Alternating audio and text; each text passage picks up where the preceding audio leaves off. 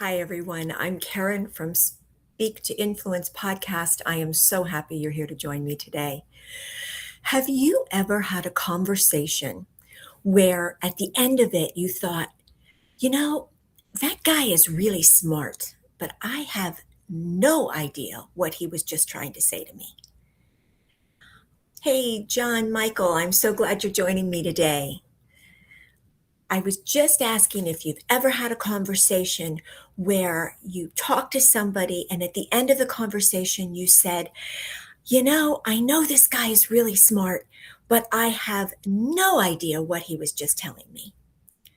That happens a lot, especially when you're talking about someone who's very, very bright or has a special expertise, such as being a doctor or a lawyer, an engineer, a tech person, a financial person, or an academic. The bottom line is that knowledge does not guarantee presentation skills, and it doesn't guarantee clarity. Hello, Fred. Welcome. I'm glad you're here with us today. If anything, the smarter you are or the more credentials you have, sometimes it's more challenging for you to communicate. And that is what we're going to talk about today. So, why is that the case? Well, sometimes it's because you've got so much information in your head about a particular topic that you start in the middle of the conversation when you're talking to someone. Now, that's great if you're talking to a peer. But if you're talking to someone who's not in your industry or who does not have that same level of knowledge, it can be very, very confusing and you can lose them in the dust. There are times when the very bright or the people who have extended degrees make three major mistakes. The first one is that they think longer is better, that the more they talk, the more that you'll understand them.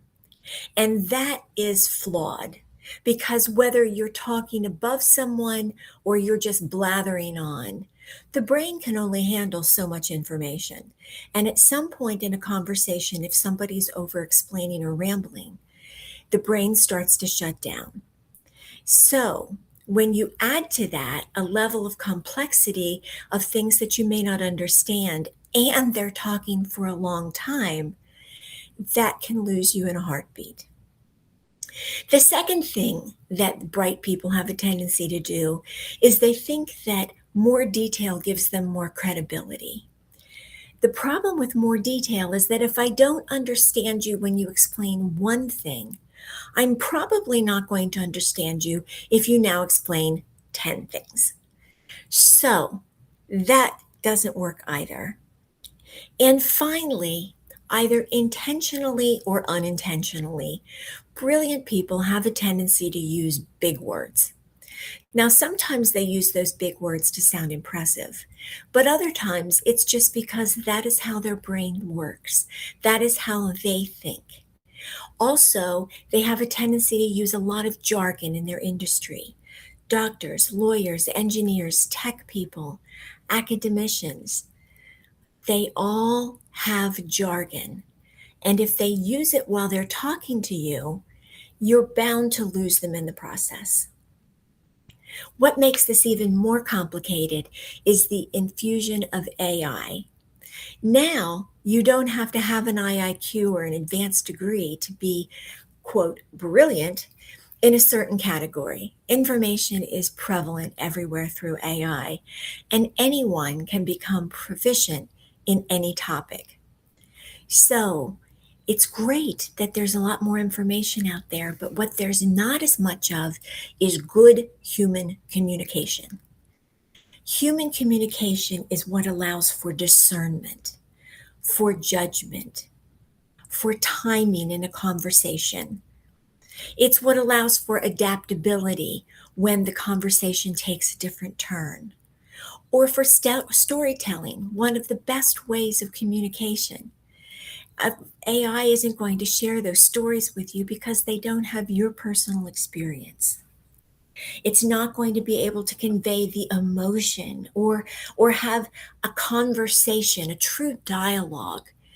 Information, particularly from AI, is one way.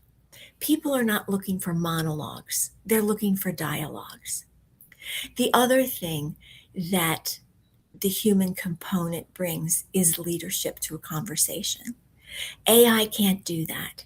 So discernment and judgment and timing and pacing and pauses and AI and leadership and storytelling, all of those are uniquely human communications tools. And sometimes the more brilliant you are, the more that you lack those things.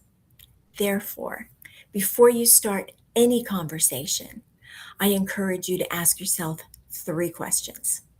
The first question is, can a 12-year-old understand this? Because if they can't, you need to simplify.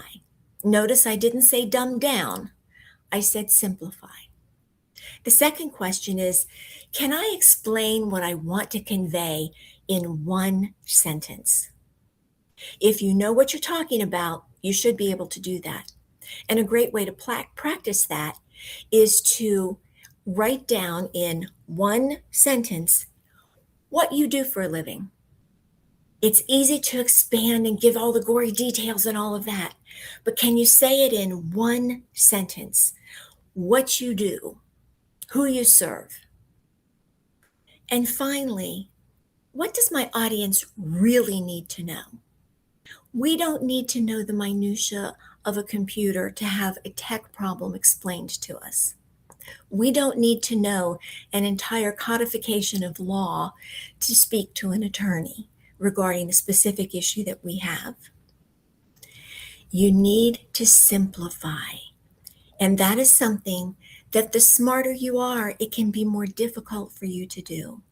And so for those smart people out there, those with advanced degrees, those who are experts in their field, particularly if there's a lot of jargon in your business, I encourage you to simplify, to think about your audience, simplify so that a 12-year-old can understand it. Simplify so that you can say it in one sentence if you have to. And finally, ask yourself truly and realistically, what does my audience need to know to have this conversation?